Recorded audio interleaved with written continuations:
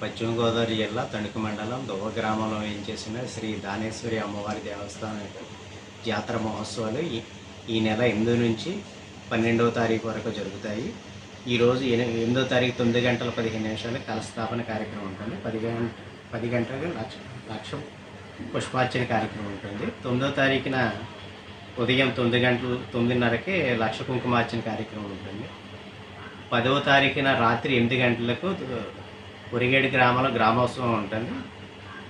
11వ తారీఖున దువ్వ గ్రామంలో గ్రామోత్సవం ఉంటుంది. 12వ తారీఖున శ్రీ అమ్మవారికి మహాకుంభం కార్యక్రమం ఉంటుంది. ఈ జాతర మహోత్సవాన్ని గ్రామస్తులు మరియు భక్తులు అందరూ కూడా ఈ అమ్మవారిని దర్శించి తీర్థప్రసాదాలు స్వీకరించి కోరుకోవచ్చు.